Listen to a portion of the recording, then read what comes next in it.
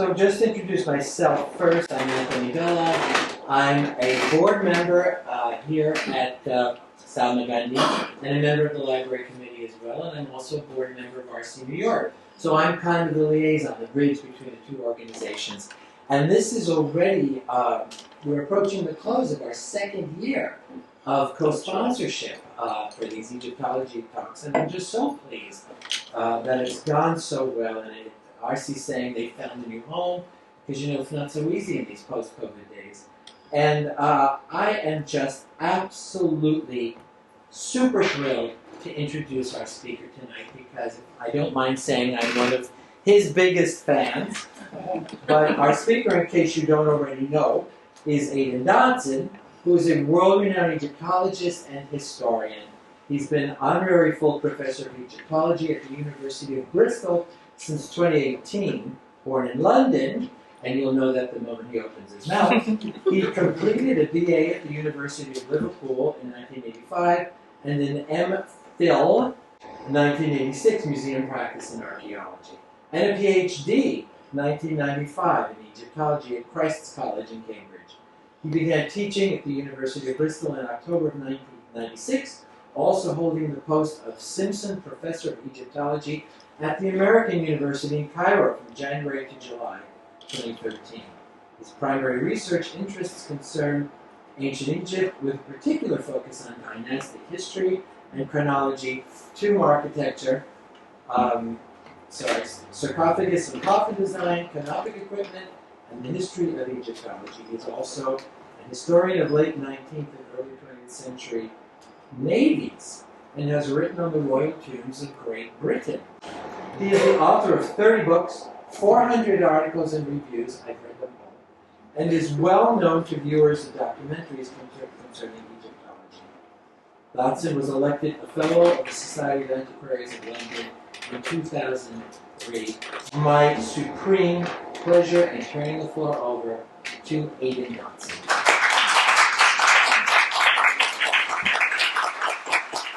Right, good evening everybody. Nice to be here in New York, and actually a nice sunny New York, unlike last year where it was so wet that we were actually we were confined to a hotel room for a whole day because you couldn't actually get outside without being soaked to the skin. So absolutely perfect New York day.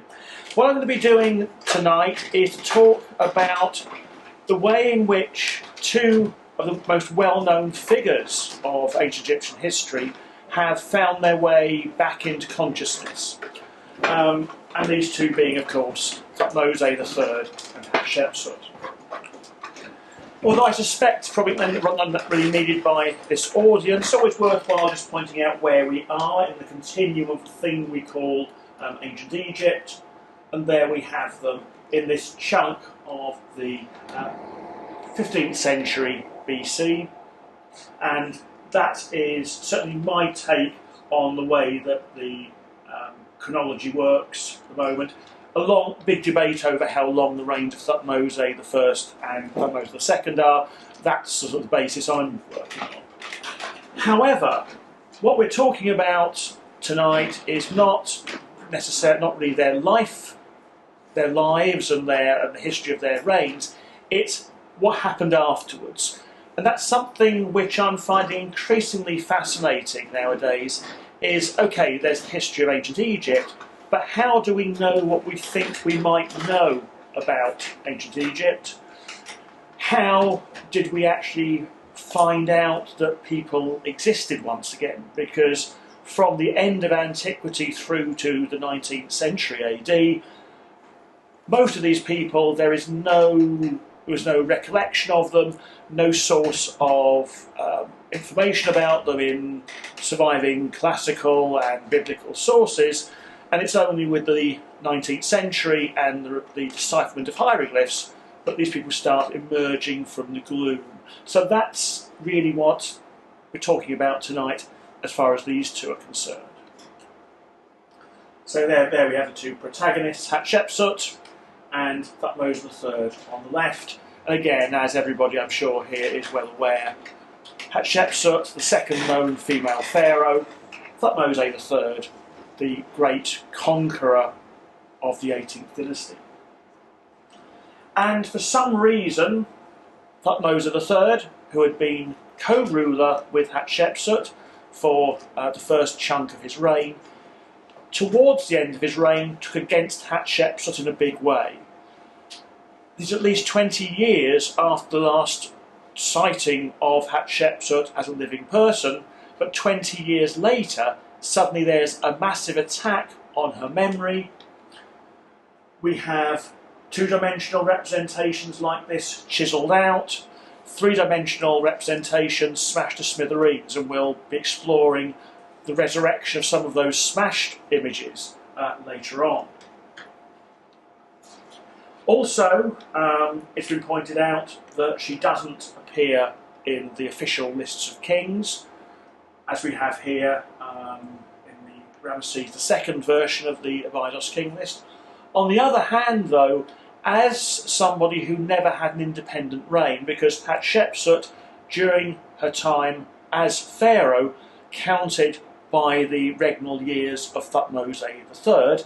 So basically we have Hatshepsut as queen and regent for the first 7 years, and then a further 14 years as full co-pharaoh, and then Thutmose III is back as an independent king.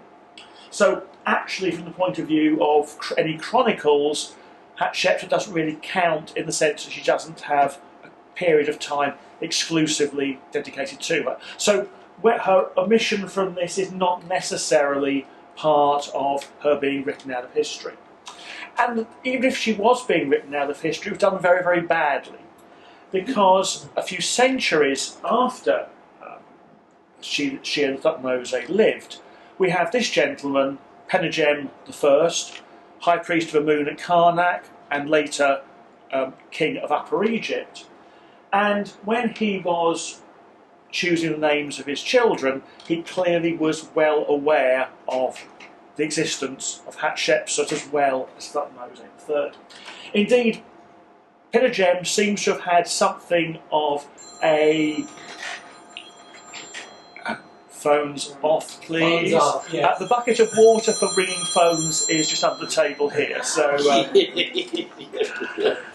the worst. but there's two. I've done it myself, even when I'm chairing a session in a conference. Anyway, but Penegem has an interest in the Thutmose period quite clearly. First of all, he is actually buried in the coffin of Thutmose I. The coffin had clearly become available during the tomb robberies of the late 20th, early 21st dynasty, presumably with the mummy of Thutmose I being destroyed, and Penegem manages to acquire it. He then has it reworked in the latest style, but then he himself has all the gold stripped off it at a later point in the 21st dynasty, leaving the carcass which we see at the top there, which, however, by stripping off all the original decoration, shows it was originally Thutmose I's coffin. Which you might think, okay, this is simply recycling. But then the other side is, we've got two of the children of Penegem here. On the left is the High Priest of Amun, Menkhepere, Menkhepere being the prenomen of Thutmose III. And on the right, we have got his daughter, his eldest daughter, the god's wife of Amun at Karnak, Mat-Kare. And Mat-Kare was the prenomen of Hatshepsut. So therefore, it's clear that in spite of what the attempt to cancel Hatshepsut at the end of Thutmose III's reign, a couple of hundred years later, the two of them are linked in popular memory. Because why else would this Thutmose file, if you want to use that term, Penegem name one of his sons effectively Thutmose III and his daughter Hatshepsut. So clearly the two are still linked together in popular memory even after all this time. But although there was a fanboy here who was trying to commemorate him, by this time Thutmose III's two, and probably that of Hatshepsut as well, had both suffered at the hands of tomb robbers, and this is the state of the sarcophagus of Thutmose III when it was discovered. with the lid as it had been thrown off by robbers and with the king's mummy long gone. Although, as we'll see, it still survived and survives to the present day. Of the monuments of the reigns of Hatshepsut and Thutmose III, the most famous of all the monuments is Hatshepsut's memorial temple at Deir el-Bahari. And although this had, like all her other monuments, suffered badly at the hands of those who were trying to cancel her at the end of the reign of Thutmose III, it still remained an important sanctuary. It was still functioning under the reign of Akhenaten when all the images of Ammon were stripped out, and then those were then restored by Ramesses II. It's important to point out that these temples on the West Bank at Thebes are not simply mortuary temples dedicated to a dead king, or dead female king in this case, but actually their primary dedication was to Ammon and also to Re-Herakti. So even if you take the king out of the equation, they're still an important sanctuary. And also it had an important role as being one of the places where the beautiful Feast of the Valley, one of the big annual festivals where Ammon crossed the Nile to the West Bank, this is one of the places where that went. There's also an important cult of Hathor here. So the temple, although with Hatshepsut erased from it, is still an important place. And during the latter part of the Third Intermediate period, it becomes an important place to be seen dead in, because a lot of the members of the families of the priests of Montu at Karnak were buried here. And this is one of a number of intact burials which were found in the late 19th century there.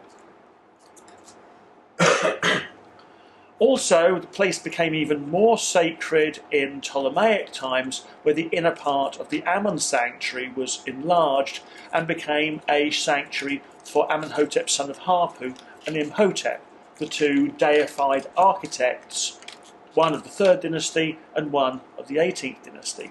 So all the way through into later antiquity, Deir el-Bahari is an important place. And I was mentioning that any attempt at cancelling Hatshepsut had been rather unsuccessful, even in the 21st dynasty, and she does crop up in the when Manetho writes his history during the 3rd century BC.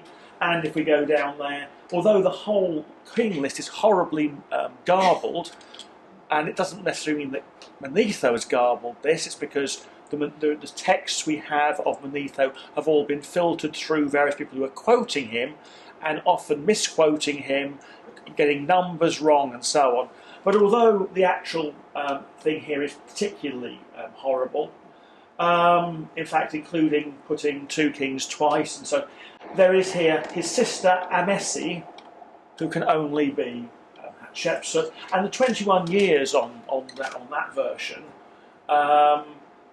fits very closely with the period during which she was ruling alongside Thutmose III, although in reality the first 7 years of that was simply as a queen regent. But that suggests that there is some genuine data behind all of this, but rather badly garbled.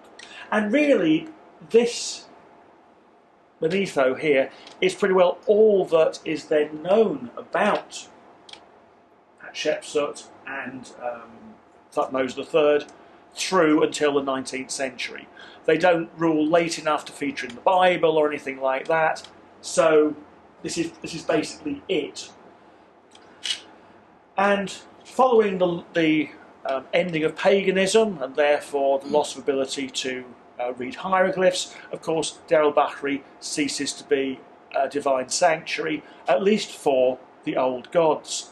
However, Deir el-Bahari continues to be an important religious centre as part of the network of monasteries at Western Thebes. So what you've got there are 4 of the major ones. There are lesser monasteries, medieval monasteries, which are on the West Bank there, You can see that there's one over the Valley of the Queens, there's one on the top of the Jebel Naga hill, and then there are two actually in the valley of the Asasif, which is the valley which includes Deir el-Bahari. There's one which is now in is built in the 11th dynasty tomb of a man called Dagi, and in fact a lot of beautiful fragments of relief from Dagi's tomb are in the Met. And another monastery was built on top of the temple of Hatshepsut. Now the monastery, built largely of mud brick but also using reused blocks from the temple itself, remained in remarkably good condition until the late 19th century, when it was demolished without record. However, there we do have a few photographs taken of it before the demolition, and particularly this huge great bell tower, which stood over there until the 1890s. But we do have one plan which was done by Robert Hay, an amateur proto-Egyptologist who funded a major expedition to Egypt during the early 19th century, and his manuscripts, the one at the bottom right there, is the only surviving plan of the monastic buildings.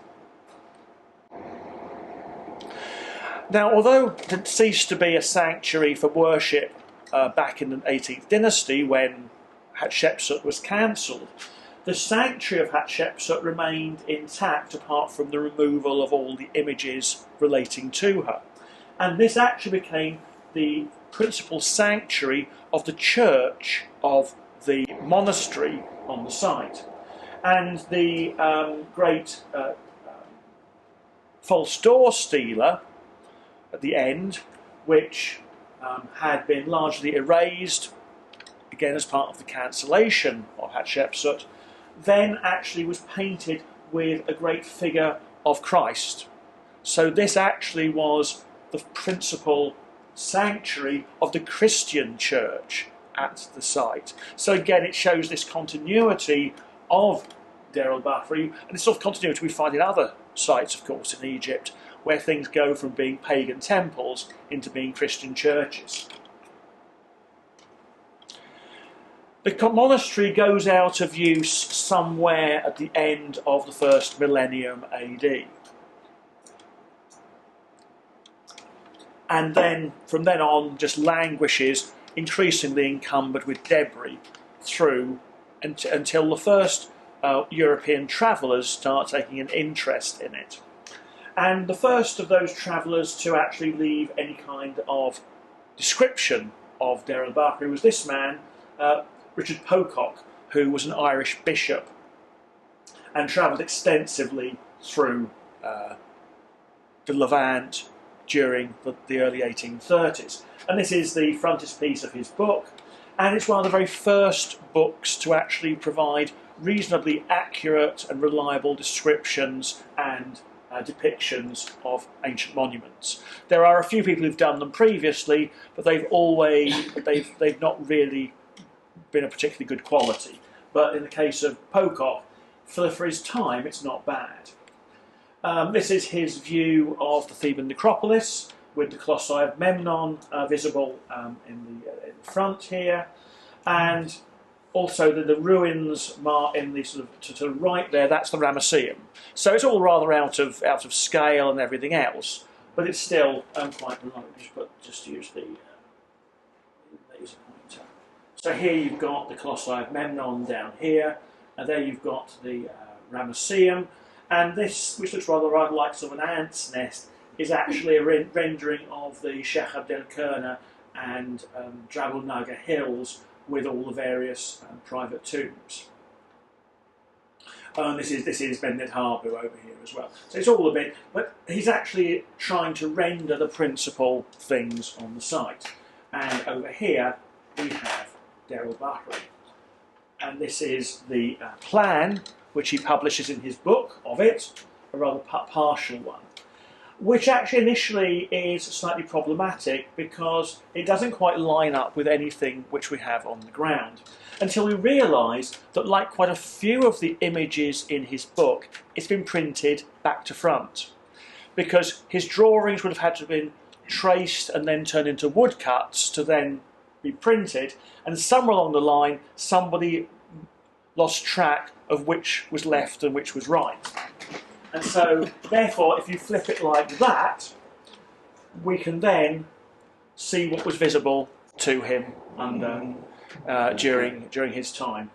And this is actually something in other parts of his book as well. There's some plans of tombs of the Valley of the Kings, which are back to front.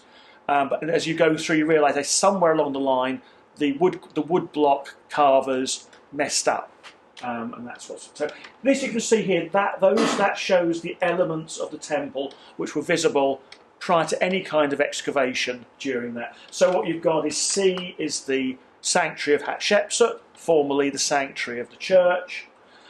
B is one of the niches at the back of the main courtyard, and then A is the granite trilithon gate, which was a major visible feature right the way through until the temple started being restored, when it then got incorporated into everything else. And this is the French Description de l'Egypte, this is the French expedition in 1798, what it was able to see.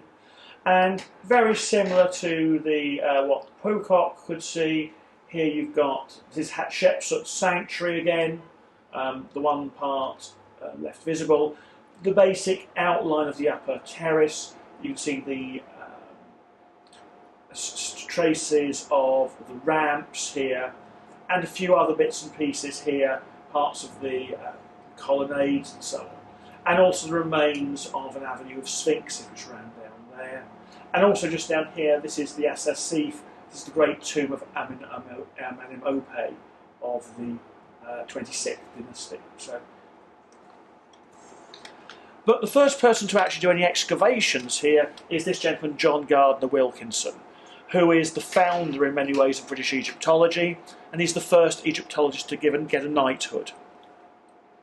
And he, unlike many of his contemporaries who just spent short periods in Egypt, he spent 12 years living on the West Bank at Thebes, also travelling throughout Egypt, and he was therefore had the advantage over the other sort of proto-Egyptologists in that he was living on the site and could keep track of what was going on.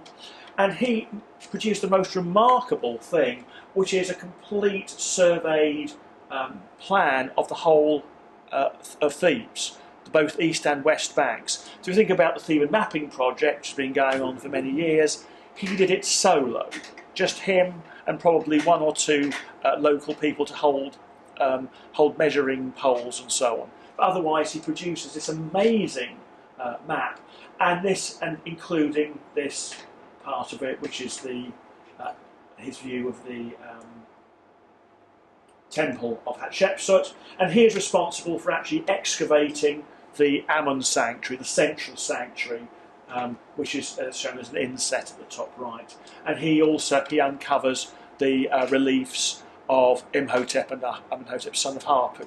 So a major part of it, and he also uncovers other bits and pieces. So gradually we're starting to see bits of the temple plan, like now one of the complete colonnades is visible here, and in addition to Hatshepsut sanctuary, the Amun sanctuary, and other pieces here.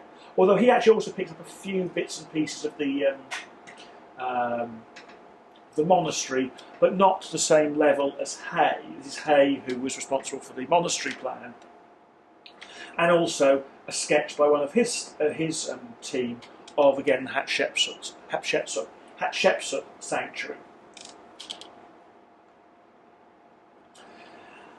Now Wilkinson has the advantage over anybody else previously in that hieroglyphs had begun to be deciphered in 1822, not long after he had actually gone to Egypt, and he was very assiduous in learning all the latest about hieroglyphs. But of course, the person who had originated decipherment is Jean-François Champollion, who initially is working purely from material in European museums, but then during 1828-29 leads a joint French-Tuscan expedition to Egypt and is able to see these things himself, and therefore he is able to look at these things through the eyes of somebody who can actually read some of the hieroglyphs. It's important to recognise, however, that even by the end of the 1820s, although the famous Lettre à Monsieur Dacier about the decipherment of hieroglyphs had been issued in 1822, even Champollion, by the end of the decade, could not read large connected texts. What was possible by the end of the 1820s was to be able to transliterate most cartouches. It was possible to understand the royal titles. A reasonable number of individual words could be understood, and phrases, but what you couldn't do was necessarily read off a whole text. That wasn't going to be possible until the late 1840s or early 1850s to be able to do that. But it was enough for when he got to Deir el-Bahari as part of his expedition to start looking at the decoration and starting to wonder what on earth is going on here. Because of course Hatshepsut is a female pharaoh, therefore everything about her iconography is that of a male king. However, she gives away her actual gender by the fact you have the feminine T suffix in many of the titles. And so this little extract from Champollion's comments on it is saying he's got this major mental issue of, hey, I've got kings on this wall, but one of them's got a female name and titles. What is going on here? And that sort of confusion would last for a good decade on from this point in time. These are the ways he is transcribing the name. He's calling it the Moorish at the top. There's actually Thutmose III, and this Amenethe is Hatshepsut. It took him a very long time to work out how to read Hatshepsut's name, and it's not until the late 19th century that anybody's calling her Hatshepsut. She's been called Hatasu and various other. Amunit Gori is another version of her name. It's just showing that we often think, 1822, hey, we can read hieroglyphs. No, we can't. We've got the tools to work towards it. But say it's not until the end of the 19th century that we actually that it's recognised, or at least there is a standardised way of reading her name. But this confusion has largely sort of worked its way through by the 1840s, early 1850s, when this family tree is put together. And basically what this family tree is reckoning is that you've got Thutmose I here, and then the theory is he's got 3 children, Thutmose II, Hatshepsut, and Thutmose III, and these 2 are married, and then T3 then carries on the line. The reason why they're thought of as being siblings is basically due to this statue on the left in the British Museum, in which Hatshepsut calls Thutmose III her brother. And that is picked up immediately as being, okay, that's a genealogical statement. We now know that the term brother and sister, although it can indeed mean a genuine sibling, also can simply mean 2 people of the same status. So often you will find somebody calling her husband her brother simply because he is somebody of that, which also threw people into a tailspin over a question of incestuous marriage and so on, taking brother at face value in some of these things. So, but this is how it is and really until the end of the 19th century. This is the standard model, if you like, of what everything looks like. This reconstruction is largely the responsibility of Carl Richard Lepsius, who was the second sort of great figure in the decipherment of hieroglyphs after Champollion. he's the one who really moves the study forward to being able to read things in a more connected kind of manner. He also leads a great expedition to Egypt in the mid-1840s for the Prussian government. And a lot of this kind of thing is the fruits of his labours there. But also he is finding important archaeological material relating to Hatshepsut and Thutmose III. For example, he is the first person to identify the ruins here of the memorial temple of Thutmose III. Very similar actually in design to Hatshepsut's, but largely built of brick, and therefore much more denuded, although much more of it is now being revealed by excavations by a Spanish team over the last few years. And this is a good example of how a monument is sort of been sliced up, because this is the first pylon of the temple, this is the second pylon, here is the main road through the Theban necropolis, which one drives along when one's going to the Valley of the Kings and all the other kind of sites. So if you're ever doing this run, make a point of looking to the right at this point to see the first pylon of the temple. Also, actually at Deir el-Bahari itself, Lepsius finds lots of bits of statue. As I say, although the figures of Hatshepsut had been erased in 2 dimensions, in 3 dimensions they were smashed to smithereens. And some of the things which he took back to Berlin were these fragments here. A head which he recognised as coming from a sphinx, a head from either a standing, seated or kneeling statue, and also over here the lower part of a very, very fine quality, almost marble-like limestone figure, with a body which is far less masculine than most of the other ones. We'll be coming back to this one a bit later on.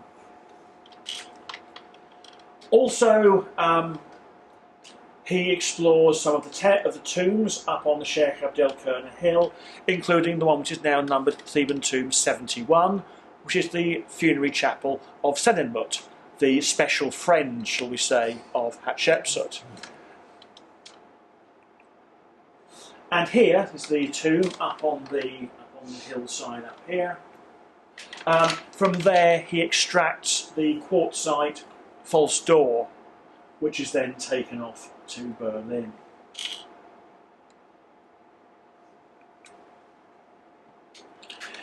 Around the same sort of time that Lepsius is in Egypt, the advances in the knowledge of hieroglyphs is being used by Samuel Birch here, the person responsible for the Egyptian material in the British Museum, to produce the first edition of parts of Thutmose III's annals.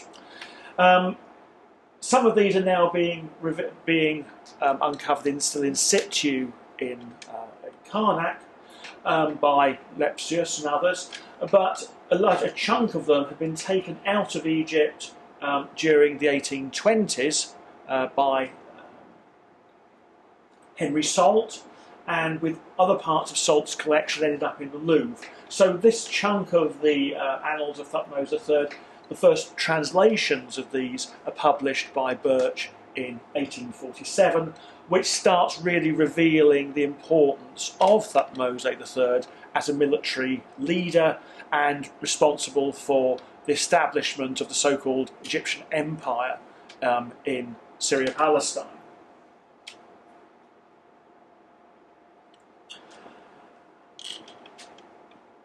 Deir el-Bahari had lain largely untouched, really, since Wilkinson had worked there. But then, once he'd taken over as the new head of the Egyptian Antiquities Service at the end of the 1850s, Auguste Mariette undertook a series of excavations there which started to reveal the temple in more detail. And here we can actually see a mid-19th century photograph showing this trilithon gate, which was such a visible feature of the temple, and there you can see it again just there as well. before the restoration. Nowadays, when you visit Deir el-Bahari, you walk through this great granite gate and really don't really notice, because it's all the surrounding limestone walls have been re-erected.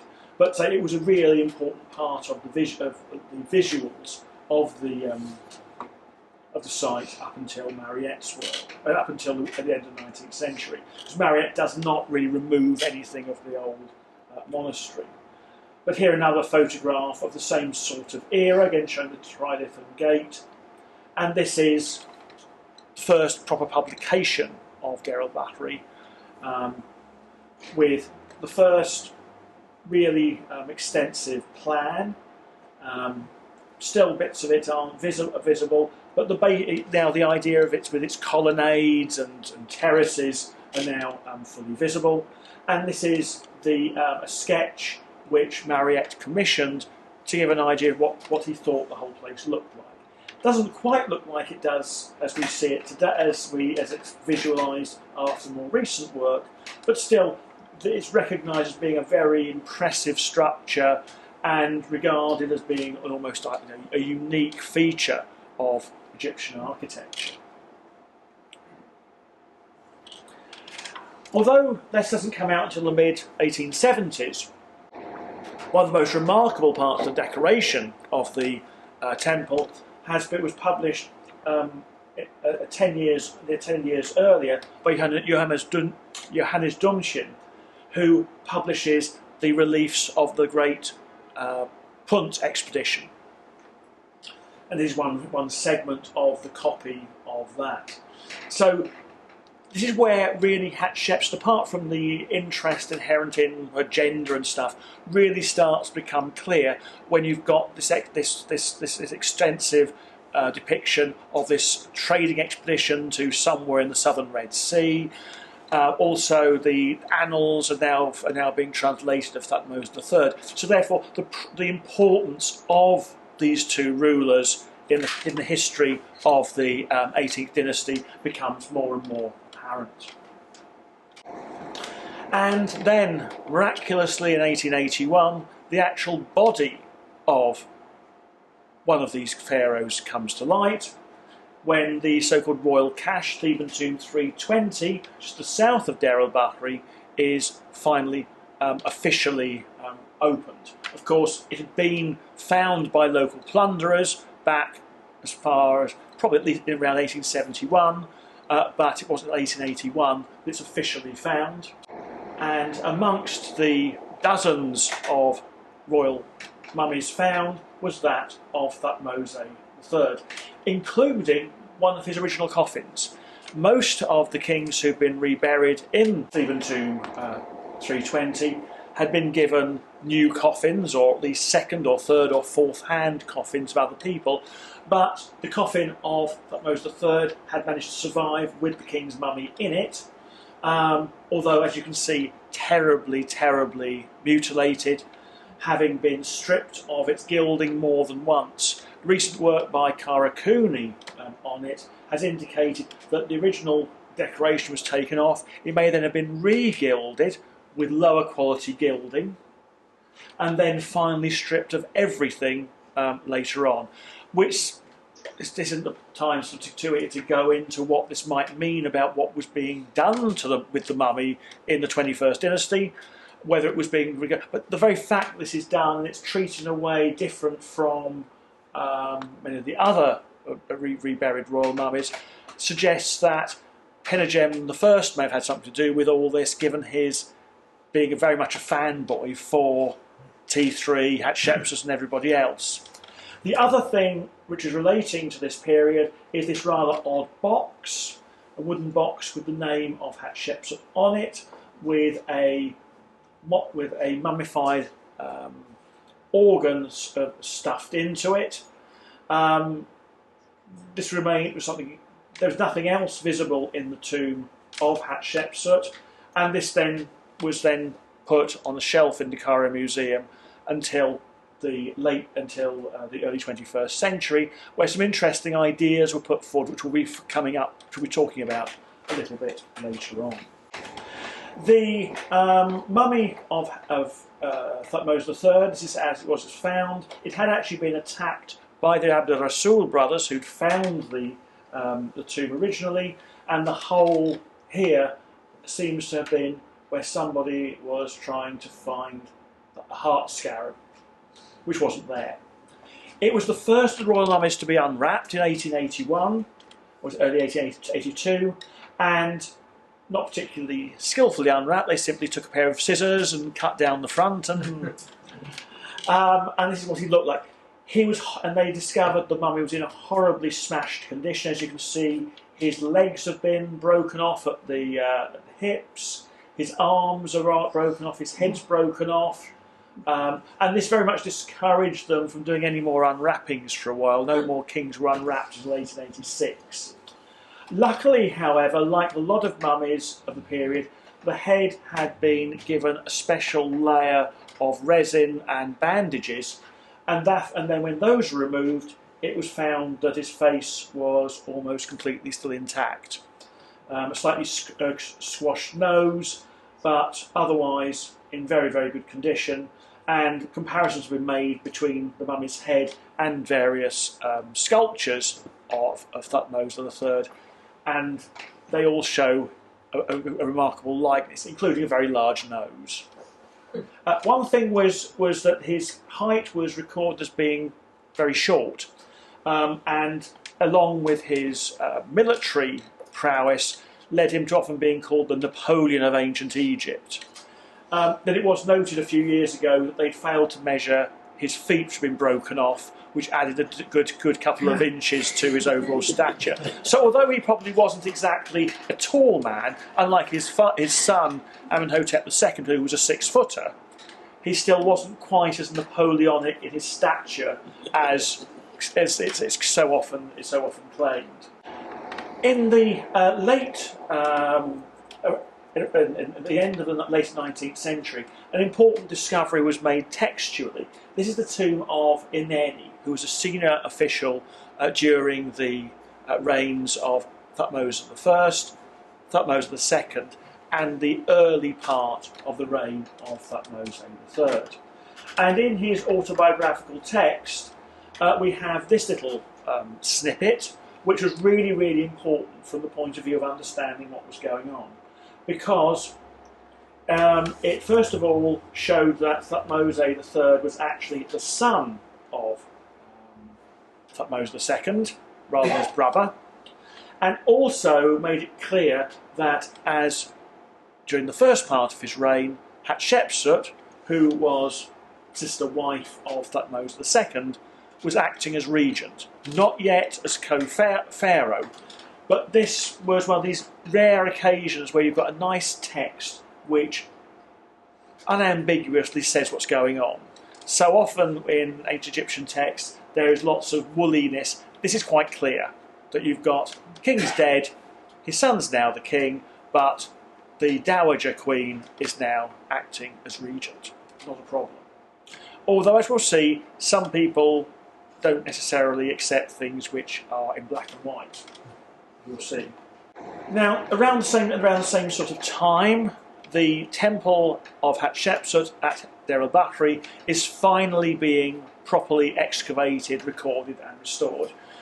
Mariette only cleared certain bits, copied only certain bits, but then between 1893 and 1899, the Egypt Exploration Fund, effectively the UK equivalent of ARCE, of which I was the chairman for a few years ago, undertook extensive work. This is as it was when they found it, still with large chunks of the monastery visible. This is Edouard Naville, the Swiss Egyptologist who was responsible for the excavations.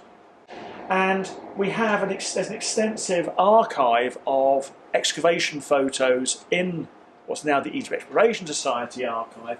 So it's interesting to show a few of these of the work in progress.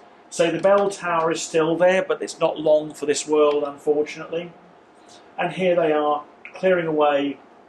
In fact, a lot of this is the mud brick from the monastery to access the pharaonic elements of it.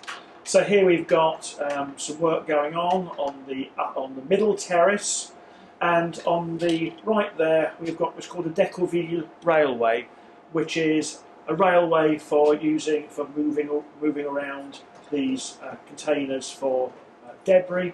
And these are still used in Egypt today.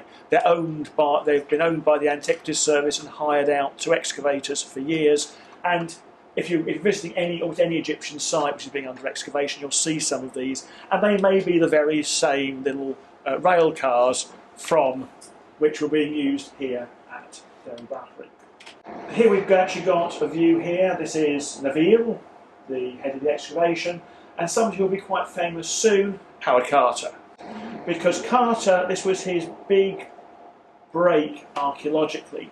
He had come out to Egypt for the fund as a copyist, and his main job is he was brought out to el-Bahari to be the chief artist. He also turned out to be a rather neat archaeologist as well. And here he is supervising some of the clearances, and here he is supervising putting blocks back in place again. So this was really where he learnt his trade. This is why he ended up becoming Chief Inspector of Antiquities in 1900, and therefore this was really the making of him archaeologically. But so his main job was as chief artist, and as a result, these are some examples of the copies which he made. He was the head of. Well, he didn't do all of them himself. Also, Nabil's wife, Marguerite, was a good artist, and also one of Carter's brothers came out to help. But he produced some of these absolutely gorgeous facsimiles in black and white there, and also some beautiful watercolour reproductions as well. And the point about Carter was he didn't use tracing paper like so many other epigraphers. He did all this by eye. He would measure certain key points and he did the whole thing by eye, and still remarkably accurate. So I think he can be counted as one of the finest artists in the sense of somebody could use a pencil and a pen to have worked in Egypt. And there is this wonderful full colour reproduction. Of course, it wasn't possible to publish the whole thing in colour, but there are a number of colour plates in the great 6-volume work which Nabil authored. And this is Thutmose I and his wife Senesenet, his mother.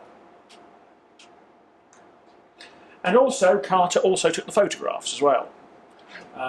And this is a photograph of the part of the divine birth sequence showing the visibly pregnant Queen Ahmes going off to give birth to Hatshepsut, which I think is about, apart from representations of the pregnant hippopotamus goddess Taweret, I think it's the only representation I know of a pregnant woman in two-dimensional Egyptian art. Although possibly Bob might be aware of something else. No?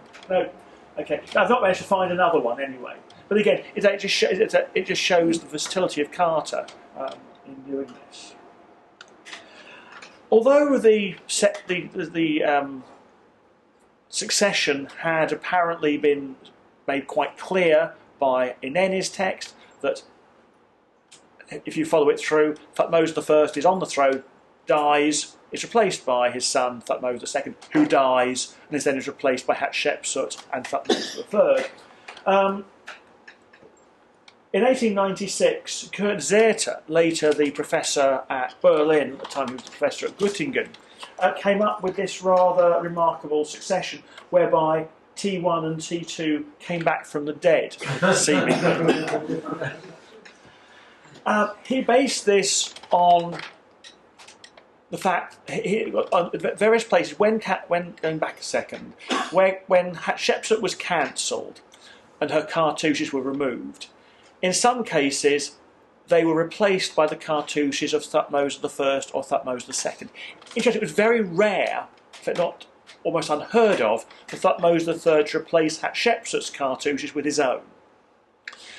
And Zeter, with a possibly rather sort of Teutonic approach to scholarship, said he believed it was impossible that anybody would put a name in place of Hatshepsut unless it was that person doing it themselves.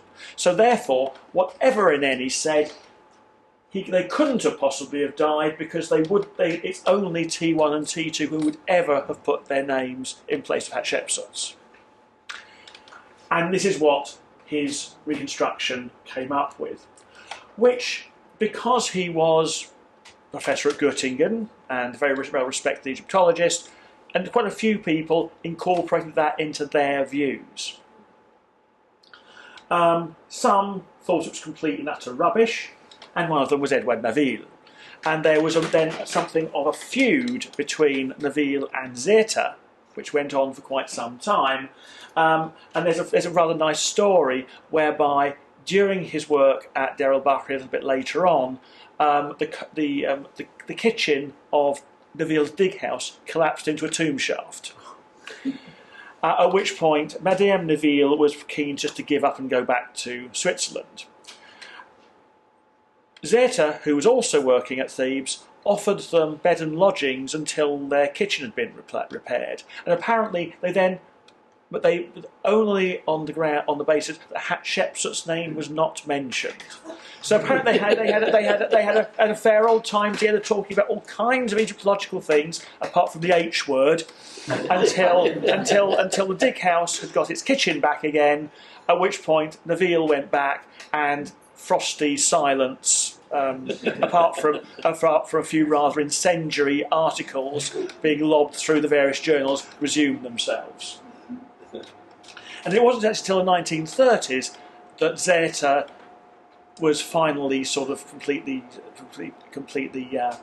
got rid of as far as his ideas are concerned. So when you read books of Egyptian history written between the late 19th century and 1930s, you will find a rather melodramatic presentation of the Thutmose period, which I think it was late Barbara Mertz, otherwise known as Elizabeth Peters, once in one of her books said it gave the impression of Victorian melodrama with various hooded characters with carrying around daggers, sort of appearing on stage, knifing somebody who then moves off again. Now, with the temple of Hatshepsut revealed in the 1890s, then it's time for the tombs of the protagonists to be revealed. First of all, in 1898, Victor Loret, the head of the Antiquities Service, starts working in some of the more remote parts of the Valley of the Kings, and he discovers in 1898 the tomb of Thutmose III, in a very out-of-the-way location. Those of you who visited the Valley of the Kings will know you have to shin up an iron ladder to get to the location today. It was even much more difficult in his day. But anyway, he finds his way in and finds the robbed sarcophagus. Not surprisingly, because of course by now Thutmose III had had a nice comfy display case in Cairo for the previous 2 decades. But a certain amount of material was found in the tomb, including a number of wooden statuettes which had formed part of the funerary equipment. Then Naville comes back to Deir el-Bahari in 1903 and excavates the temple of Mentuhotep II. And in doing so, he comes across a little chapel just to one side of it, which dates not to the 11th dynasty but the 18th dynasty, and this turns out to be the famous Hathor shrine of Thutmose III, showing the beautifully decorated shrine with this Hathor cow. That's actually a watercolour by Carter, who was a paintbrush for hire for many excavators around this kind of time. This was thought to be a standalone monument, and it wasn't until the 1960s it was realised it was actually part of a much larger temple, which everybody missed between the 1890s and 1960. But we'll come back to that in a moment. And then in 1903, Howard Carter gets involved again, because by now he's the Chief Inspector of Antiquities for Upper Egypt, and Theodore Davis, an American businessman, was now funding excavations in the Valley of the Kings, and Carter is undertaking them for him, and he works in a tomb which had actually been known since the beginning of Egyptology, what we now call KV-20, but only the first corridor was accessible. It had been noted by Champollion, Wilkinson, and so on, but the rest of it was full of debris, and nobody had had the courage or the money available to dig it out, and Carter does this. When you read the account of the work, here's the location, and there's the location of the tomb, KV-20, you can tell it had been known a long time by then, because it's got a number of 20, because that was allocated by Wilkinson, numbers up to that level. Horrendous conditions, certainly modern health and safety rules wouldn't certainly allow it. He makes it to the burial chamber, where he finds the sarcophagus of Hatshepsut, and this is Carter's painting of it as he finds it. And here actually is the sarcophagus of Hatshepsut, and also the canopic chest which was found with it. Both now in Cairo. And also he finds a sarcophagus which Hatshepsut had prepared for her father, Thutmose I, which is also in the same chamber, and that is now in the MFA in Boston. So, what's this doing here? There have been various discussions over the years.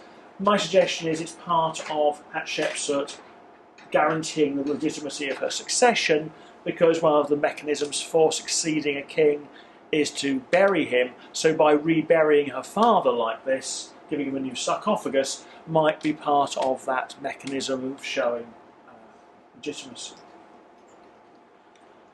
What else is going on around this time, beginning of the 20th century? Lots of work at Karnak, and here in this courtyard between the 7th and 8th pylons, both of them actually built by Team 3 and Hatshepsut, is the great cachette of royal statues is found in 1904-5, and amongst them are some of the great masterpieces of Egyptian statuary. And in fact, if it weren't for the discovery of the cachette by Legrand in 1904, most of the great statues would be unknown. The Cairo Museum would look remarkably empty as far as 18th and late dynasty and later statues are concerned. So some of these great statues are found, including the wonderful one of Thutmose III now in Luxor, which I think is up there with one of the greatest pieces of sculpture, not from ancient Egypt, from ever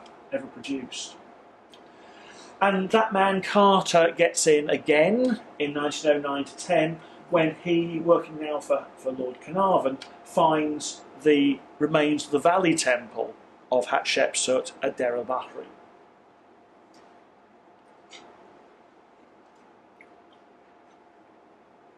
Also, Carter gets at it again. He seems to have a magnetic attraction of Hatshepsut, because then, during the First World War, he follows up on a tip-off about what some tomb robbers are up to, and discovers in the Wadi Sikat Taka Ezaida the tomb which had been intended for Hatshepsut as regent, because as queen and regent she has a tomb down there. As king she then is buried in the Valley of the Kings.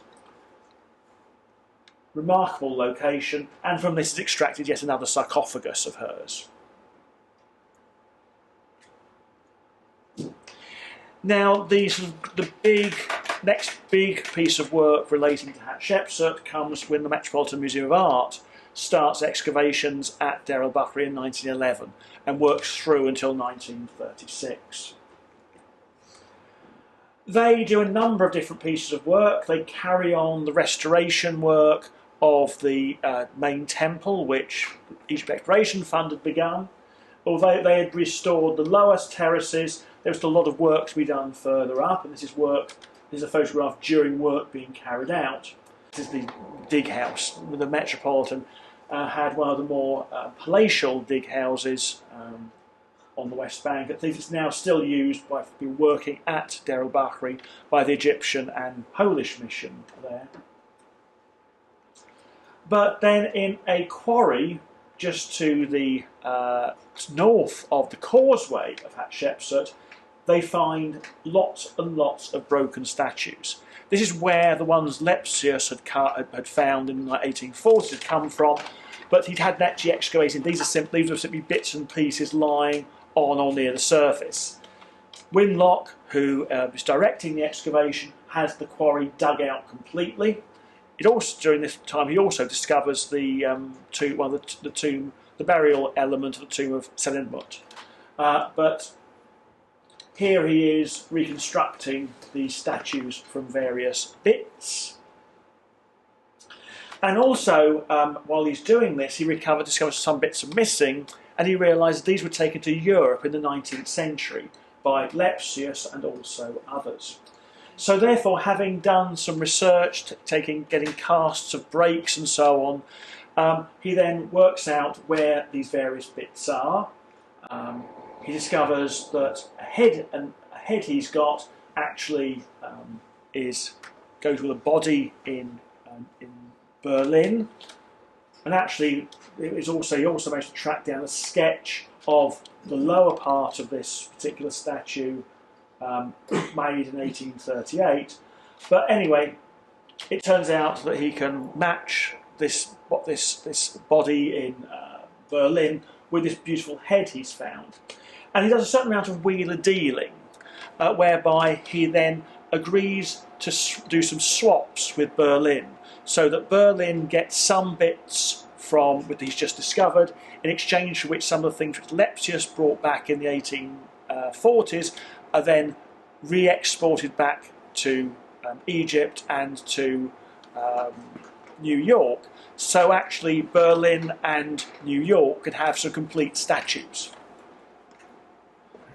And so here we've got some examples of the resulting things in New York, which I'm sure all of you are more than familiar with, being just further up the same street we're on tonight.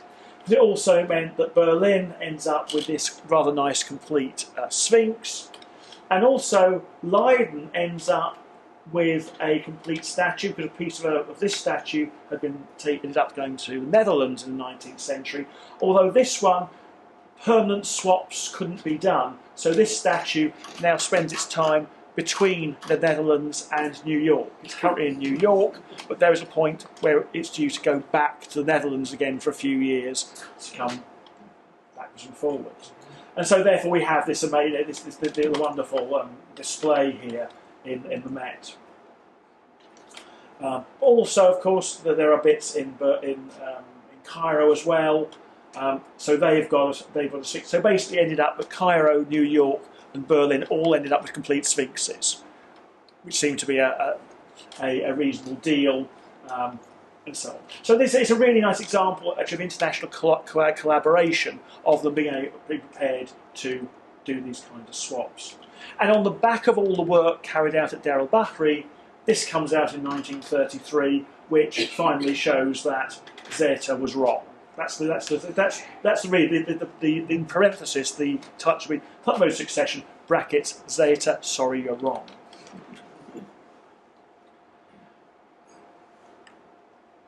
Further things. I'm only giving a very much edited highlights of some of key discoveries here. But when the third pylon is reconstructed between the wars, fragments are found which allow this reconstruction of the great so-called Chapelle Rouge, which was the bark shrine which Hatshepsut erected in the centre of Karnak, but was later dismantled and replaced by a new one of Thutmose III, which was also then dismantled and replaced by one of Philip Aridaeus, the one which we see today. And then in 1960, the Poles find the missing temple of Thutmose III at Deir el-Bahari. The chapel which Neville had found was just here, on the edge of the Hotep temple, but then the Poles discover this. So people there had all these excavations at Deir el-Bahari and people had missed the whole temple. So therefore this is what we now have as our plan of the Deir el-Bahari, with the little Hathor shrine clearly part of T3's temple, not just simply an annex to Monchotep II. And various things found in there. Again, things where things have sort of found missing bits. The main part of this statue of Thutmose III had been found by the Americans, where it had actually fallen on into Hatshepsut's temple, but then the excavations by the Poles found the face. So what you've now got in New York is a cast of the face on the main statue. In Cairo, you've got a cast of the main body with the original face, and also in Luxor, you've got this statue of Thutmose III as well. In Luxor Museum as well, some beautiful reliefs from that temple, although utterly destroyed, some really beautiful stuff.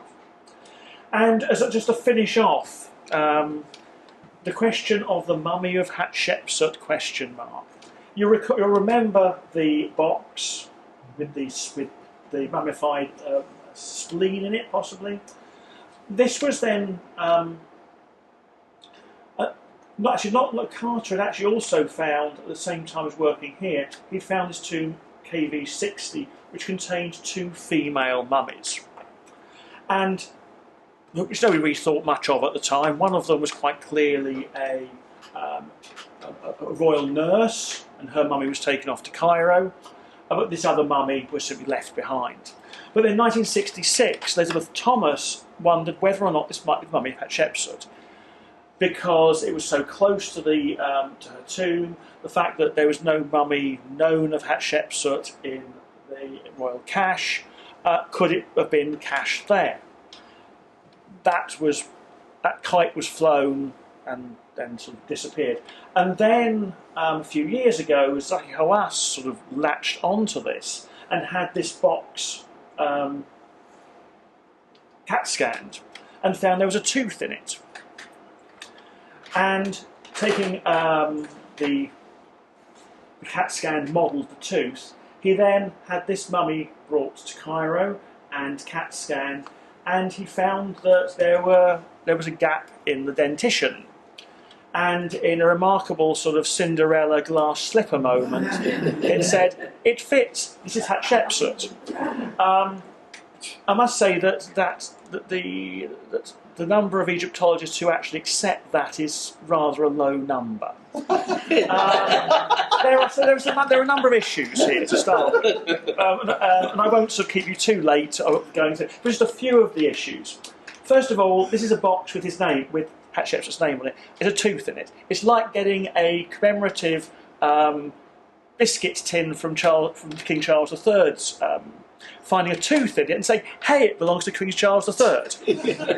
Doesn't quite work. And also, people who've now looked at the CAT scans have said it doesn't quite fit where it's supposed to fit. And sort of the comments are, it fits like perfectly, and then, well, it sort of fits. Well, actually, put it in the wrong. And then somebody pointed out it's been put in the wrong socket. That's not where that sort of tooth belongs. So this mummy is now in the National Museum of Egyptian Civilization at Samarra in Fustat, labelled as Hatshepsut, but I think she's an imposter. Although if you bear in mind that the ancient Egyptian views on how the name of somebody is the important thing, you could argue that she is now Hatshepsut because she's been given the name, and therefore, if you look at that, it could work Egyptian theologically, but not as far as paleopathology works. And so with that, I will sort of close my sort of overview of how these two characters re-emerged from the mists of obscurity, and to say that the book of part of this lecture, this is effectively this was a lecture of the final chapter in this book. This, inshallah, should be out in November 2024 from AUC Press. So thank you for your attention. Happy to take any questions.